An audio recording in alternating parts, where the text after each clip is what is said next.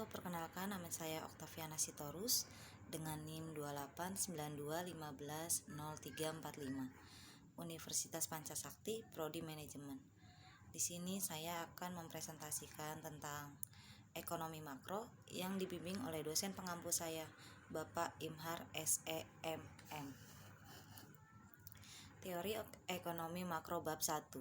Tinjauan ringkasan mengenai teori, masalah dan kebijakan makroekonomi. Dari mikroekonomi ke makroekonomi.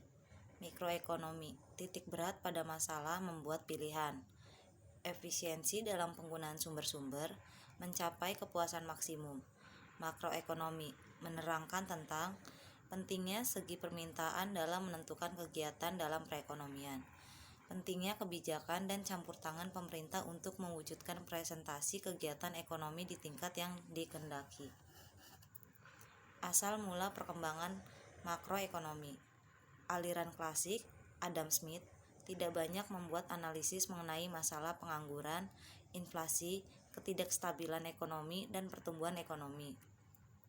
Pasar bebas diperkirakan akan mampu membuat penyesuaian terhadap masalah-masalah tersebut. 1929 sampai 1932, The Great Depression menimbulkan kesadaran bahwa sistem pasar bebas tidak secara otomatis menimbulkan pertumbuhan ekonomi yang teguh. John Maynard Keynes. Menurut buku General Theory of Employment, Interest and Money yang menjadi landasan dari teori makroekonomi modern. Buku tersebut antara lain mengemukakan 1. Kritik mengenai pandangan ahli ekonomi klasik tentang faktor-faktor yang menentukan tingkat kegiatan suatu perekonomian. 2. Menerangkan faktor utama yang menentukan prestasi kegiatan ekonomi suatu negara, yaitu pengeluaran agregat atau permintaan agregat. Pengeluaran agregat atau permintaan agregat, pembelanjaan masyarakat atas barang dan jasa. Persoalan pokok dalam perekonomian. Pertumbuhan ekonomi. Perkembangan kegiatan dalam perekonomian yang menyebabkan barang dan jasa yang diproduksikan dalam masyarakat bertambah dan kemakmuran masyarakat meningkat. Kurva kemungkinan produksi dan pengangguran. Tingkat produksi potensial sebenarnya, pendapatan nasional potensial dan sebenarnya, tingkat pendapatan nasional potensial sebenarnya, konjungtur atau siklus kegiatan perusahaan atau bisnis cycle, pendapatan potensial sama dengan pendapatan aktual. Masalah pengangguran, suatu keadaan di mana seseorang yang tergantung angkatan kerja ingin mendapatkan pekerjaan namun belum memperolehnya. Sebab utama pengangguran adalah kurangnya pengeluaran atau peminat agregat. Akibat buruk pengangguran adalah menurunnya kemakmuran masyarakat dan meningkatnya permasalahan sosial termasuk kriminalitas. Masalah inflasi. Suatu proses kenaikan harga-harga yang berlaku dalam suatu perekonomian. Inflasi dapat bersumber dari tingkat pengeluaran agregat, kemampuan produksi atau pekerja-pekerja menuntut kenaikan upah. Inflasi mengakibatkan mengurangi kemakmuran masyarakat dan mengurangi investasi. Masalah neraca pembayaran.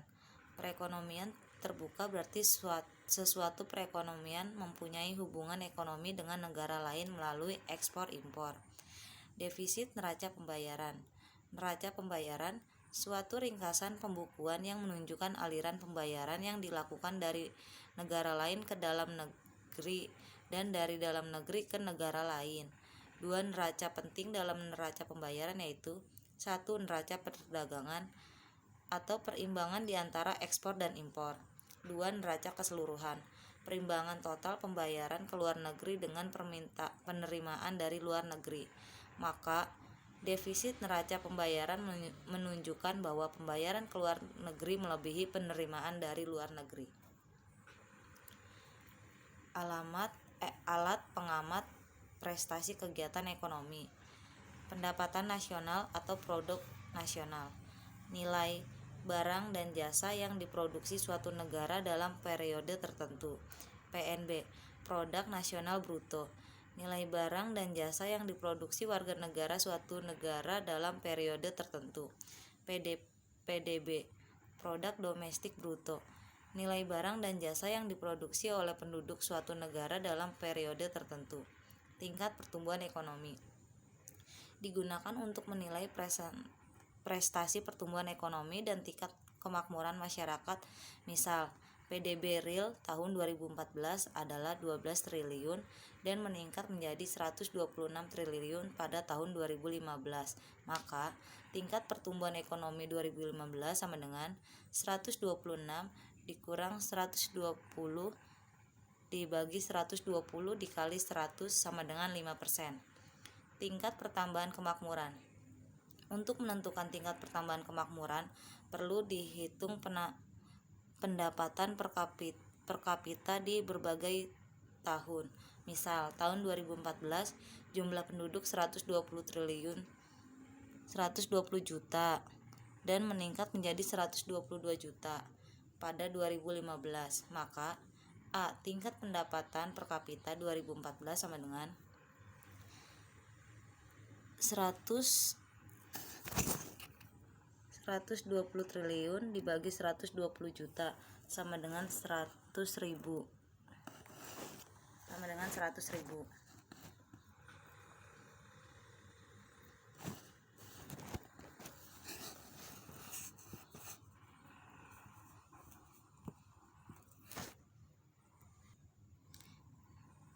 A. Tingkat pendapatan per kapita 2014 sama dengan 120 triliun dibagi 120 juta sama dengan 1 juta.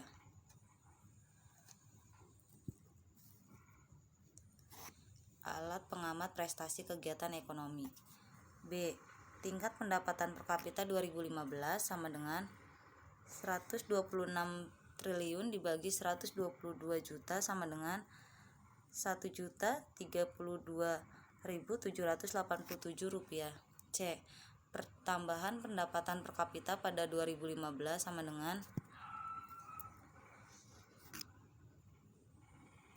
1.032.787 dikurangi 1 juta dibagi 1 juta dikali 100 sama dengan 3,3%. Tenaga kerja dan pengangguran. Perbedaan antara angkatan kerja dan pengangguran tenaga kerja sebenarnya. Angkatan kerja, jumlah tenaga kerja yang terdapat dalam suatu perekonomian pada suatu waktu tertentu. Untuk menentukan angkatan kerja diperlukan dua informasi, yaitu 1. Jumlah penduduk berusia lebih dari 10 tahun atau penduduk usia kerja.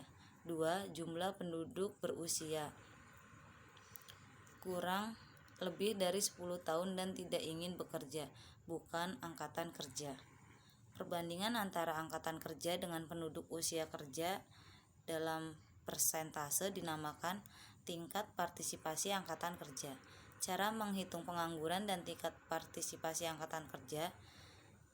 Dalam suatu perekonomian terdapat 14.891.761 penduduk usia kerja, namun yang termasuk angkatan kerja hanya 9.124.458 orang dan hanya 8.528.571 orang memiliki pekerjaan. Maka A. Tingkat partisipasi angkatan kerja sama dengan 9.124.458 dibagi 14.891.761 dikali 100 sama dengan 61,3%. B. Jumlah pengangguran 9.124.458 dikurang 8.528.571 sama dengan 59.5.887. Maka tingkat pengangguran 595.887 dibagi 9.124.458 dikali 100 sama dengan 6,5%. Negara dianggap telah mencapai tingkat penggunaan tenaga kerja penuh atau kesempatan kerja penuh bila tingkat pengangguran kurang dari 4%. Tingkat inflasi. Berlakunya tingkat perubahan harga yang berbeda menyebabkan perlunya dibentuk indeks harga. Untuk menghitung inflasi, indeks harga yang selalu digunakan adalah indeks harga konsumen, yaitu indeks harga dari barang-barang yang digunakan para konsumen. Langkah-langkah membentuk indeks harga. 1. Memilih tahun dasar, yaitu tahun yang menjadi titik tolak dalam membandingkan perubahan harga. 2. Menentukan jenis barang yang perubahan harganya akan diamati untuk membentuk indeks harga. 3. Menghitung indeks harga. Misal, tahun dasar yang digunakan adalah 2001. Untuk menghitung indeks harga pada akhir tahun 2014, ada 4 jenis barang A, B, C, D yang digunakan untuk menghitung indeks harga konsumen. Selain diperlukan untuk mengumpulkan data perubahan harga, harus pula ditentukan weights atau kepentingan relatif tiap kelompok barang dalam konsumsi masyarakat. Misal, kumpulan barang A sangat penting dalam masyarakat. Pengeluarannya meliputi 50% dari pengeluaran keseluruhan masyarakat. Maka barang A akan diberi weights 50. Tingkat inflasi bisa dilihat pada tabel. Berdasarkan tabel di atas, nilai harga X, harga dikali weights pada tahun 2001 sama dengan 250.000 dan pada tahun 2015 800.000. Maka indeks harga atau IH pada tahun 2014, indeks harga 2014 sama dengan 600.000 dibagi 250.000 dikali 100 sama dengan 240. Indeks harga tahun 2001 adalah 100, maka antara tahun 2001 dan 2014 harga telah meningkat sebanyak 140%. Jika indeks harga pada tahun 2015 sama dengan 251, maka tingkat inflasi dapat dihitung. Tingkat inflasi 2015 sama dengan 251 dikurang 240 dibagi 240 dikali 100 sama dengan 4,6%. Neraca pembayaran dan kurs valuta asing. Neraca pembayaran memberikan informasi mengenai A. Nilai dan perkembangan ekspor impor. B. Aliran modal jangka panjang, menggambarkan penawaran modal asing yang dilakukan ke suatu negara. C. Menunjukkan perimbangan mutasi-mutasi keuangan dari suatu negara ke negara lain, atau biasa disebut dengan neraca keseluruhan. Neraca keseluruhan yang negatif disebut defisit neraca pembayaran. Hal ini disebabkan diantaranya karena jika impor lebih besar daripada ekspor, hal ini mengurangi tingkat kegiatan ekonomi di dalam negeri dan dapat menyebabkan meningkatnya pengangguran. B. Jika pengaliran modal dalam jumlah besar ke luar negeri. Kurs valuta asing menunjukkan banyaknya uang dalam negeri yang diperlukan untuk membeli suatu unit valuta asing tertentu atau harga dari suatu mata uang asing. Neraca keseluruhan mempengaruhi kurs valuta asing. Defisit neraca keseluruhan cenderung meningkatkan nilai valuta asing, sementara surplus neraca pembayaran dan menambah cadangan valuta asing, maka nilai valuta asing akan menurun. Menstabilkan kegiatan ekonomi diartikan sebagai keadaan ekonomi di mana tidak ada pengangguran yang serius dan adanya kestabilan harga. Hal ini meliputi A. Tingkat penggunaan tenaga kerja yang tinggi. B. Tidak ada perubahan harga yang berarti. C. Terdapat keseimbangan antara ekspor dan impor serta lalu lintas modal dari atau ke luar negeri. Hal ini juga berarti menghindari fluktuasi yang tajam dalam kegiatan ekonomi dari waktu ke waktu.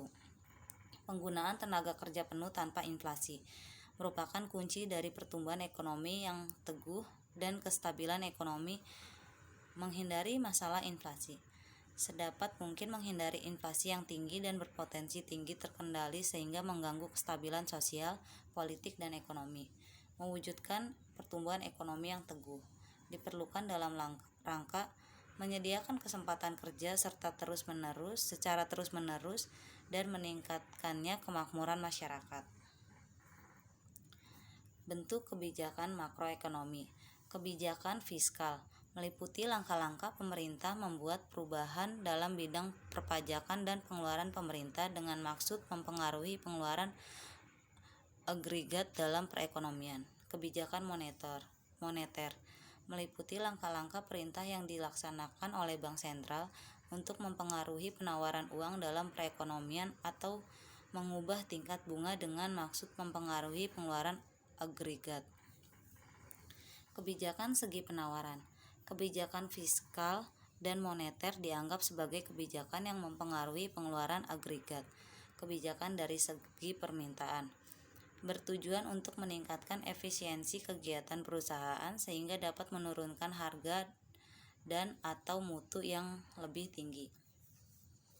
Salah satu contoh kebijakan segi penawaran adalah kebijakan pendapatan atau income policy, yaitu langkah pemerintah yang bertujuan mengendalikan tuntutan kenaikan pendapatan pekerja. Hal ini bertujuan untuk mencegah kenaikan pendapatan yang berlebihan. Kebijakan menekankan untuk A. Meningkatkan gairah untuk bekerja. B. Meningkatkan efisiensi kegiatan produksi dengan cara mengurangi pajak pendapatan dan atau memberikan insentif kepada perusahaan yang melakukan inovasi atau menggunakan teknologi yang lebih canggih. Ersatz Ekonomi Indonesia. Istilah ersatz diinspirasikan oleh karya Yoshikara Kunio, Universitas Kyoto, The Rise of Ersatz Capitalism in Southeast Asia 1998. Kapitalisme adalah suatu aliran ekonomi yang berdasar pada persaingan bebas dan peningkatan kreativitas dalam rangka mencari keuntungan pribadi sebesar-besarnya. 2. Indikator ersatz ekonomi. 1. Terlalu banyak campur tangan pemerintah sehingga ekonomi menjadi tidak dinamis dan menumbuhkan para pencari rente. 2. Kapitalisme yang berkembang di Asia Tenggara tidak berdasarkan pada perkembangan teknologi yang memadai. Sumber: Pengantar Teori Makroekonomi Sadono Sukrino. 2. Fundamental Ekonomi Indonesia Ersatz Amiruddin 2008. Sekian presentasi dari saya. Mohon maaf apabila ada kesalahan kata dan penulisan. Terima kasih.